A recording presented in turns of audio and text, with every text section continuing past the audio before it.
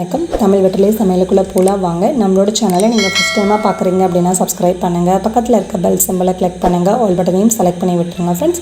அப்போ தான் நான் தினம் போடுற வீடியோ உங்களுக்கு நோட்டிஃபிகேஷனில் வரும். வாங்க வீடியோக்குள்ளே போகலாம். இன்றைக்கி நம்ம ஒரு சூப்பரான ரெசிபி பார்க்க போகிறோம். Evening snacks item. இது எப்படின்னா நம்ம முட்டைக்கோஸ் வச்சுட்டு இந்த போண்டாவை நம்ம செய்ய போகிறோம். முட்டைக்கோஸ் போண்டா ரொம்ப சூப்பராக ஃபாஸ்ட்டாக செஞ்சு முடிச்சிடலாம். அதே போல் முட்டைக்கோஸ் சாப்பிடாதவங்க கண்டிப்பாக இதை விரும்பி சாப்பிடுவாங்க.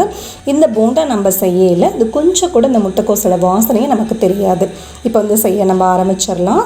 நல்ல பொடுசாக கட் பண்ண முட்டைக்கோஸ் ஒரு கப் அளவு எடுத்துக்கோங்க. இப்போ அதை நம்ம பவுலில் மாற்றிக்கலாம். கருவேப்பிலை இலை, புதினா இலை, மல்லி இலை இது மூணும் சேர்ந்து நல்ல பொடுசாக கட் பண்ணி ஒரு கைப்பிடி அளவு எடுத்துக்கோங்க. அதையும் உள்ளே சேர்த்துனதுக்கப்புறமா ஒரு பச்சை மிளகாய் நல்ல பொடுசாக கட் பண்ணிட்டு சேர்த்துக்கோங்க.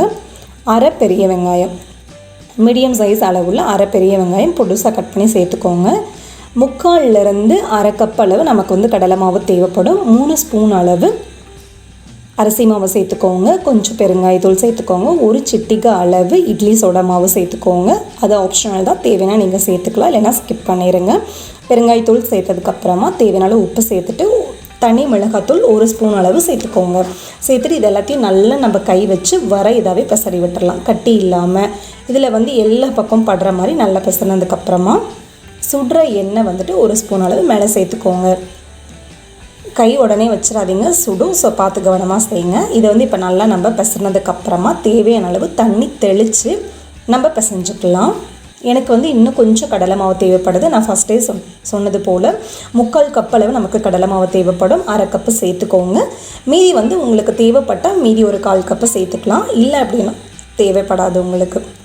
இப்போ எனக்கு இன்னொரு 1/4 கப்பு போல் கடலை மாவு தேவைப்பட்டது. நான் அதில் சேர்த்துக்கிட்டேன். சேர்த்துட்டு இது நல்லா இப்படி உருட்டி வச்சிங்க அப்படின்னா அது கரெக்டாக உருண்டையாக வந்தது அப்படின்னா ஓகே, அதுதான் கன்சிஸ்டன்சி நமக்கு அளவு. இப்போ எல்லாத்தையும் நல்லா கலந்ததுக்கப்புறமா எண்ணெயை நல்லா ஹீட் பண்ணி ரெடியாக இருக்குது. இப்போ நம்ம கையில் கிளி போட்டுக்கலாம். நீங்கள் உருண்டை மாதிரியும் கரெக்டாக அளவுக்கு உருண்டை போட்டாலும் சரி, இல்லை கொஞ்சம் கொஞ்சமாக கிள்ளி போட்டாலும் சரி, அது உங்கள் விருப்பம்தான். இப்போ இதை ஒரு சைடு வெந்துருச்சு. இப்போ நம்ம அடுத்த சைடு திருப்பி விட்டுடலாம்.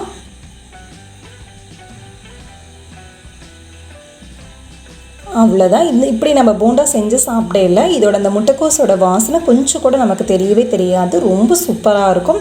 அது இந்த மழை டைமில் ஈவினிங் டீ காஃபியோட இந்த போண்டா வச்சு சாப்பிடல ரொம்ப சூப்பராக இருக்கும். குட்டீஸும் ரொம்ப விரும்பி சாப்பிடுவாங்க. ஸோ கண்டிப்பாக இந்த ரெசிபியை நீங்கள் ட்ரை பண்ணுங்கள். எப்படி இருக்குன்னு சொல்லிட்டு கமெண்ட் பண்ணுங்கள். கமெண்ட் பண்ண மறந்துடாதீங்க. இந்த ரெசிபி உங்களுக்கு பிடிச்சிருந்தது அப்படின்னா உங்கள் ஃப்ரெண்ட்ஸுக்கு, உங்கள் ரிலேட்டிவ்ஸ்க்கு ஷேர் பண்ண மறந்துடாதீங்க. ரொம்ப சூப்பராக இந்த போண்டா ரெடி ஆகிட்டே இருக்குது நமக்கு. அவ்வளோதான். எல்லா பக்கம் நல்லா இப்படி கரண்டி வச்சு கலந்து விட்டுட்டே இருங்க. அந்த சலசலப்பு அடங்கினாலும் கலர் ஒரு பக்கம் ஒரு கலராகவும் இருக்கும், இன்னொரு பக்கம் வேறு கலராக இருக்கும். ஸோ அந்த மாதிரி இருக்காமல் ஒரே ஈவனாக எல்லா பக்கம் ஒரே மாதிரி கலர் வரணும். அதுக்காக நம்ம கலந்து விட்டுக்கிட்டே இருக்கணும். அவ்வளோதான். ஒரு பேட்ச் எடுத்தாச்சு. திருப்பி இப்போ நம்ம அடுத்த பேட்ச் போட்டாச்சு. இதே போல் நம்மக்கிட்ட இருக்க முட்டைக்கோஸை எல்லாத்துலேயும் நம்ம பொரிச்சு எடுத்துக்கலாம். போட்டோன்னே பரட்ட வேண்டாம். இப்படி லைட்டாக ஒரு கம்பி வச்சுட்டு லைட்டாக பரட்டி விடுங்க. அதுக்கப்புறம் கொஞ்சம் வேகட்டும், திருப்பி பரட்டி விடுங்க.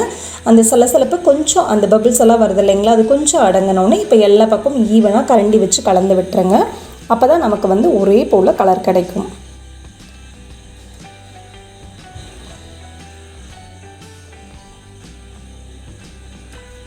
இந்த போல் நல்லா கலந்து விட்டுக்கிட்டே இருங்க.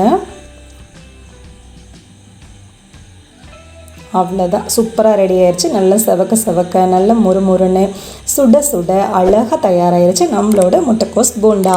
ரொம்ப சூப்பரான இந்த ரெசிபியை கண்டிப்பாக ட்ரை பண்ணுங்கள். நம்மளோட சேனலுக்கு சப்ஸ்கிரைப் பண்ணுங்கள். அப்போ தான் நாளைக்கு நான் போஸ்ட் பண்ணுற வீடியோ உங்களுக்கு நோட்டிஃபிகேஷனில் வரும். தேங்க்யூ.